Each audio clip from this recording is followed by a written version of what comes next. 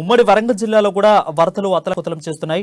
వరంగల్లో భీకర వర్షం అయితే కురుస్తున్నట్లయితే మనకు తెలుస్తోంది. కాజీపేట హనుమకొండలో 17 కాలనీలు కూడా పూర్తిగా జల దిగ్బంధంలో మునిగిపోయి ఒక్కో కుటుంబానికి ₹1,00,000 నష్టపరిహారం లక్ష్యంలో ఉన్నట్టయితే తెలుస్తోంది. మీద పూర్తి అప్డేట్స్ మా వరంగల్ ప్రతినిధి స్వామి అందిస్తాడు. స్వామి, చెప్పండి, ప్రస్తుత పరిస్థితి అక్కడ ఎలా ఉంది? చూసుకున్నట్లయితే ఒక్కో కుటుంబానికి లక్షల్లో నష్టం ఉన్నట్లయితే తెలుస్తోంది. ఎవరైనా అధికారులు అక్కడ సమీక్షించారా?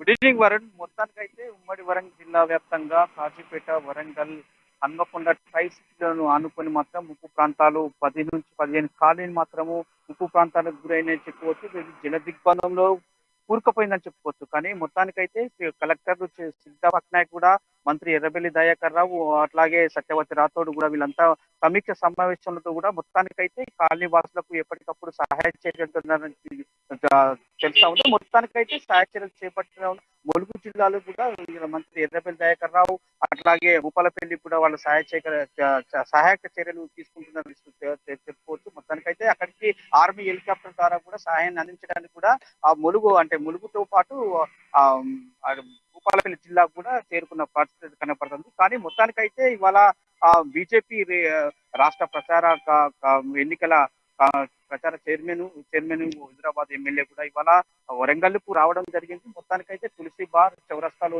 చూసుకుంటే దీన్ దయాల్ కాలనీ కూడా సందర్శించారు. మొత్తానికైతే ఇక్కడ ముంపు ప్రాంతానికైతే ఎక్కువ పేదలే జల దిగ్బంధంలో చిక్కుపోయారని తెలుస్తా ఉంది. మొత్తానికైతే ఆయన కామెంట్ కూడా చేసిన పరిస్థితి అయితే కనపడుతుంది.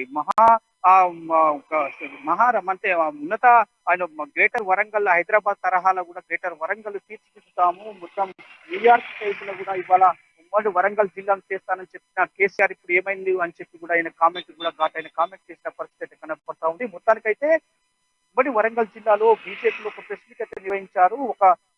ఒకరికి మాత్రం ప్రతి కుటుంబానికి పేదరికాన్ని చూడకుండా కూడా ఒక కుటుంబానికి నష్టపరిహారం కింద ₹1,00,000 నష్టపరిహారం అందించాలని చెప్పి కూడా ఆ ప్రెస్ మీట్ లో కామెంట్ చేసిన పరిస్థితి కనపడుతుంది. తూతూ మంత్రంగా సహాయ చర్యలు తీసుకుంటారని తప్ప మనసు పూర్తిగా కానీ ప్రభుత్వం ఇష్టానుసారంగా కూడా ప్రజలకు చర్యలు తీసుకోవట్లేదు. సహాయ చర్యలు అందకనే కూడా మేడారం ఘటన కావచ్చు, కొండాయి ఘటన కావచ్చు, మళ్ళీ అనే ఘటన కూడా కావచ్చు జరిగిందని చెప్పిన ఘాటైన కామెంట్ చేసిందని అనుకోవచ్చు. వరకు అయితే 15 కాలనీలు కూడా పూర్తిగా జల దిగ్బంధంలో వెళ్ళిపోయినట్లు మనకు తెలుస్తోంది. దాదాపు ఒక్కొక్క కుటుంబానికి లక్షల్లో నష్టపరిహారం ఇవ్వాలని అయితే తెలుస్తోంది. అయితే గవర్నమెంట్కి నివేదికలు ఏమైనా అందినయా అంటే లక్షల్లో పరిహారం ఇవ్వాలని? సో ఒకవేళ నివేదికలు వెళ్తే నష్టపరిహారం చెల్లించే అవకాశాలు ఏమైనా కనిపిస్తున్నాయా? రైతు వరుణ్, మొత్తానికైతే ఇప్పటికే ప్రభుత్వ సహాయ చర్యలు తీసుకుంటుంది. దానికి కూడా ఆ అంటే తెలంగాణ రాష్ట్ర వ్యాప్తంగా ముప్పు ప్రాంతాల పైన కూడా మంత్రివర్గం ఉమ్మడి వరంగల్ జిల్లాలో కలెక్టర్ల సహాయంతో కూడా సర్వే నిర్వహించుకుంటా నష్టపరిహారం లక్షల్లో ఉంటుందా, వేలల్లో ఉంటుందా, ఎవరికి ఎంత నష్టం జరిగిందని చెప్పి కూడా ఓవరాల్ గా వాళ్ళకు ప్యాకేజీ కేటాయించాలైతే ఎక్కువ కనపడతా ఉన్నాయి. మొత్తానికైతే ప్రభుత్వం అండగా ఉంటుందని చెప్పి కూడా మంత్రి ఎర్రబెల్లి దయాకర్ చెప్పిన పరిస్థితి అయితే కనపడతా ఉంది. వడ్డేపల్లి భద్రకాళి చెరువు కూడా పూర్తిగా ఉప్పొంగుతున్నట్లయితే తెలుస్తా ఉంది. సో పరివాహక ప్రాంతాలు కూడా చుట్టూ కూడా కొంచెం నీటి మునిగినట్టు తెలుసు. అక్కడ పరిస్థితి ఎలా ఉంది?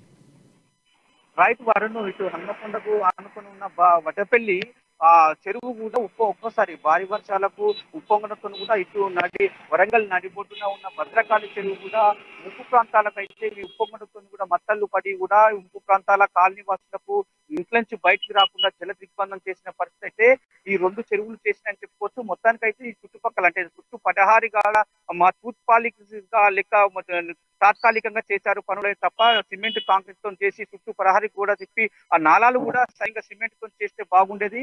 అట్లా చేయకనే మాత్రము ఈ ముంపు ప్రాంతాలకు భద్రకాళి చెరువు నుంచి, వడ్డపల్లి చెరువు నుంచి కూడా మత్తలు నీరు కూడా కాలనీ ముంపు ప్రాంతాల కాలనీకి చేరినాయని అనుకోవచ్చు. మొత్తానికైతే దీనిపైన కూడా ఇట్లా రాజేందర్ కామెంట్ చేసిన పరిస్థితి కనబడుతుంది. దీనికి చుట్టుప్రక్కల కూడా సిమెంట్ తో కాంక్రీట్ చేస్తే బాగుండేది, నాలాలు కూడా కాంక్రీట్ తో చేస్తే బాగుండని చెప్పి కూడా ఆయన ఒక కామెంట్ చేసిన పరిస్థితి అయితే కనపడతా ఉంది. గ్రేటర్ వరంగల్ మున్సిపాలిటీ కూడా ఒక గుడ్డిని ఎత్తుపోయి చేన్ల మేచిన చందగా కూడా వ్యవహరిస్తుందని చెప్పి కూడా ఆయన ఒక గ్రేటర్ వరంగల్ మేయర్ పైన కూడా ఒక కామెంట్ చేసిన పరిస్థితి కనపడుతుంది. మొత్తానికైతే వడ్డపల్లి భద్రకాళి చెరువులు కూడా ఇవాళ ఆ ఉప్పొంగడంతో కూడా మత్తలు పడి వాళ్ళ ముంపు ప్రాంతాలకు కూడా వాటిలో చెప్పుకోవచ్చు.